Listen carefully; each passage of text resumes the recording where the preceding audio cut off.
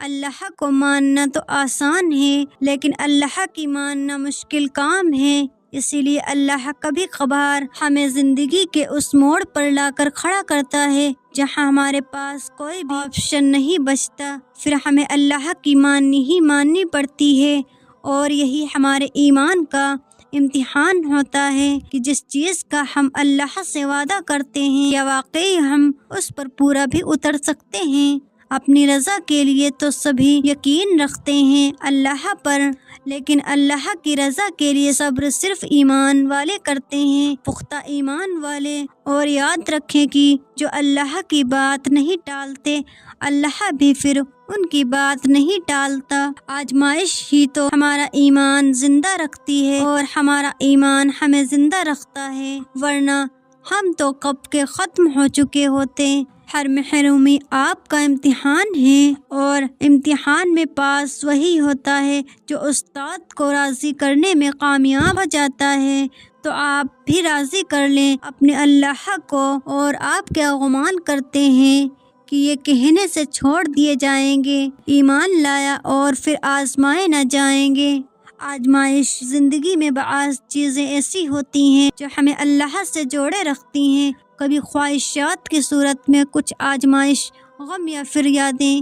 جتنا درد ہوتا ہے اتنا ہمیں اللہ یاد آتا ہے، جتنی دل میں تڑپ ہوتی ہے اتنی جلدی ہم اللہ سے رجوع کرتے ہیں، اس کے سامنے جھکتے ہیں۔ اگر دعا مانگتے ہی ہر خواہش پوری ہو جائے تو اللہ کو کون کیسے یاد رکھے گا؟ یہ صبر اور یقین ہی ہے جو ہمیں اللہ کے قریب کرتا ہے۔ اللہ کے قریب رہیں، سب خواہشیں پوری ہو جائیں گی، کوئی کہانی ادھوری نہیں رہے گی۔ تم مایوس مت ہونا، اور اللہ پاک نے قرآن میں فرمایا ہے تم مجھے ویسا ہی پاؤ گے جیسا میرا گمان کرو گے۔ یہ ہم سب پڑھتے ہیں لیکن سمجھتے نہیں۔ تم جانتے ہو کہ حضرت موسیٰ علیہ السلام کے پیچھے فوج لگی ہوئی تھی، تب اللہ نے کیوں سمندر کو 2 حصوں میں بانٹ دیا؟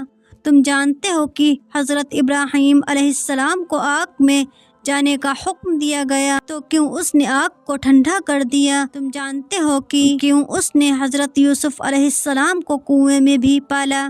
کیا تم جانتے ہو کہ کیوں حضرت یونس علیہ السلام کو مچھلی کے پیٹ میں بھی محفوظ رکھا؟ کیوں حضرت زکریا علیہ السلام کو عمر کے آخری حصے میں اولاد سے نوازا؟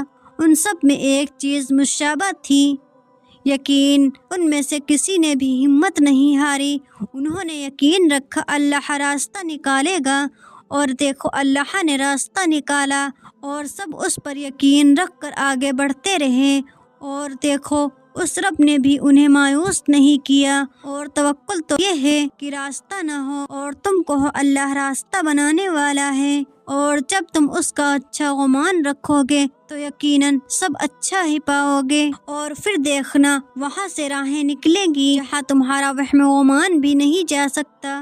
تمہاری دعائیں اور اللہ کی مصلحت، بعض دعائیں اتنی شدت سے مانگی جاتی ہیں کہ لگتا ہے پوری نہ ہو تو سانسیں اٹک جائیں گی، کیونکہ کچھ دعائیں ہماری زندگی سے جڑی ہوتی ہیں۔ غم شدت پکڑ جائیں تو آنکھیں خود بخود آسمان کی جانب اٹھنے لگتی ہیں۔ تم یہاں ہو کیونکہ اللہ تمہیں یہاں لانا چاہتا، کھویا ہے تم نے وہ اللہ کی مصلحت کا حصہ تھا، تم اللہ سے اسے دوبارہ مانگ رہے ہو کیونکہ اللہ نے تمہیں دعا کا راستہ دکھایا ہے اور تمہارا دل دعا کی جانب موڑ دیا ہے۔